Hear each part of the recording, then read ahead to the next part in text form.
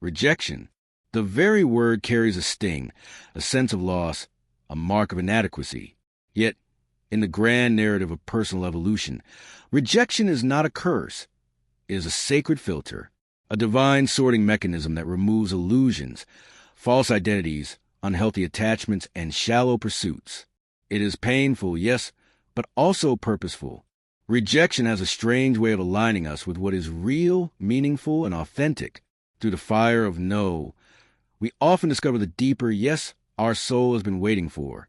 In my life, rejection has not been a punishment, but a powerful form of redirection. It shattered my ego so I could meet my essence. Rejection has become my compass, my teacher, my purifier, and ultimately my path to truth. Rejection often begins with something personal. A girl you love doesn't love you back. Friends drift away. A job interview goes silent. You pour your heart into something, only to be dismissed, ignored, or left behind. These moments feel like death, but in the dying of what is false, space is made for the birth of something true. I remember the first time I felt the sting of romantic rejection. I was young, naive, idealistic. I placed all my hope and identity in another person's approval. When it was denied, I crumbled. But that heartbreak became the crucible. I was forced to ask hard questions. Who am I without this person? What was I seeking through them? What did I think they validated in me? That deep introspection peeled away layers of insecurity I had never dared to confront. Rejection didn't destroy me. It dissolved the illusions that blinded me from truth. Rejection is often the death of the ego, and this is a good thing. We live in a world where we are constantly constructing identities based on achievement, looks, popularity, social status. Rejection unmasks these constructions. It tears away the masks and asks, who are you when everything external is stripped away?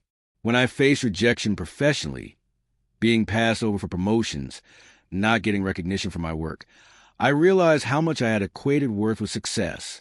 My entire self-image was tied to external validation. And when that validation dried up, I was lost. But in that void, I found something purer, self-worth not based on achievement, but being. I began to detach from a need to be liked, to be seen, to be celebrated. I reclaimed my authenticity. Rejection burned away the need to pretend, to perform, to prove. It led me back to my soul. One of the greatest lessons I learned is that rejection is not the end of the path. It is a sacred redirection. We think we know what we want.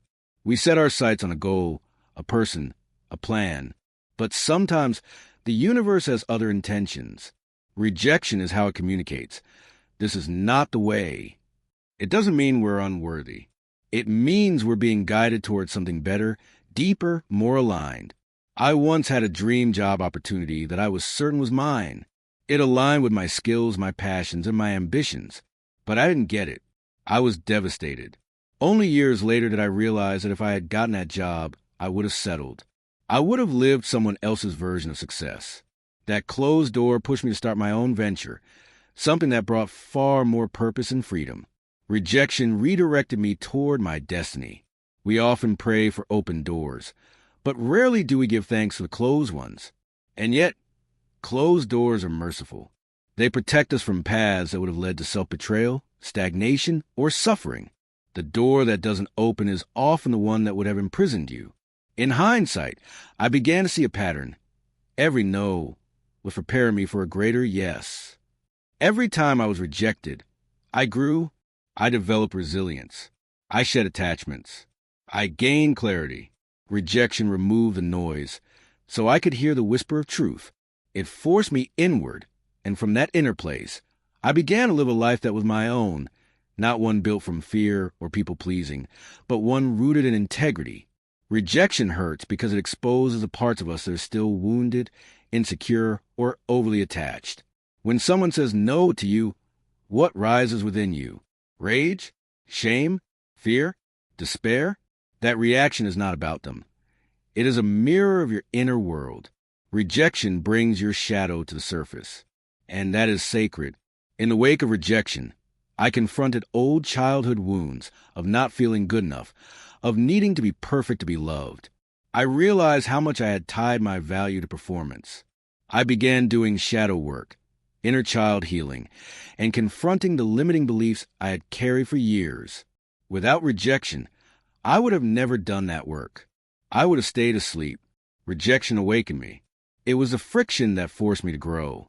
One of the biggest blessings of rejection is that it frees you from the prison of people-pleasing. When you've been rejected enough times, you begin to lose your fear of it. And that is powerful, because now you are no longer afraid of not being liked. You're no longer chasing approval. You begin to speak your truth without apology. You choose authenticity over acceptance. That is real freedom. I used to bend over backwards to be liked. I was terrified of offending anyone or being misunderstood. But rejection hardened me in the best way. I became less soft in my boundaries and more solid in my convictions. I learned that being real will cost you, but being fake will bankrupt you. Rejection taught me to stand tall even when standing alone. And in doing so, I attracted relationships, opportunities, and a life that reflected my true self. When you start walking in truth, rejection becomes inevitable. You'll be too raw, too honest, too different for some people. And that's okay. Not everyone is meant to walk your path. Rejection acts as a divine sorting system. It removes the ones who aren't aligned with your evolution. It protects your energy. It clears space for the right people to come in. When I began to embody my truth, saying no more often, speaking more boldly, setting higher standards, I lost friends. Some called me arrogant. Others drifted away. But those losses were necessary. They weren't losses. They were recalibrations. Rejection showed me who was really for me. It filtered out the inauthentic, so I could build something real. At a deeper level, rejection is not random. It is orchestrated by a higher intelligence. It is part of a spiritual filtration process. Just like gold must be refined through fire, we too must go through rejections that burn away the unnecessary. This filtering process leaves behind only what is essential: truth, purpose, soul. I began to trust rejection as part of my spiritual path. When something didn't work out, instead of spiraling into self-doubt, I would say, "This is a sacred filter doing its job." I learned to trust the no's. I learned to surrender control. And in that surrender, I found peace. I stopped chasing. I started aligning. Rejection was no longer the enemy. It was a sacred ally. Every rejection contains a hidden gift, a deeper yes. The person who walks away leaves space for the one who will love you as you are. The job that turns you down pushes you toward your calling. The opportunity that evaporates reveals the path you were meant to walk. Rejection is not the end. It is the womb of something new. I can now look back and say, every rejection was grace. It didn't feel like it at the time. It felt brutal, unfair, even cruel. But from the higher perspective, it was perfect. Every no led me to a deeper yes, to myself, to my truth, to my path. Becoming rejection-proof. You become powerful when you are no longer afraid of rejection. Because now, you're living from your soul, not your ego. You're rooted in truth, not popularity. You don't chase, you attract. You don't beg, you build. You don't fear being misunderstood. You fear betraying your essence. Rejection built me. It refined me. It stripped away who I wasn't, so I could remember who I am. It broke my illusions and resurrected my authenticity. It aligned me with what is real, sacred, and lasting. Rejection, for all its pain, is the most honest companion I've ever had. It doesn't flatter you, it frees you. It doesn't coddle you, it consecrates you. We fear rejection because we misunderstand it. We think it's a judgment on our worth, but it's actually a revelation of misalignment. Rejection says, not here, not now, not this. And in doing so, it points us toward there, later, that. Rejection is not a wound. It is a weeding. It is truth's gatekeeper. It is a sacred filter that clears the path. When you embrace rejection, you stop fighting reality. You start flowing with it. You stop clinging to the wrong people, plans, and paths. You begin to trust life. And that trust, that deep, unwavering trust, is the foundation of a life lived in truth. Rejection isn't the enemy of your destiny. It's the guardian of it. So let it hurt.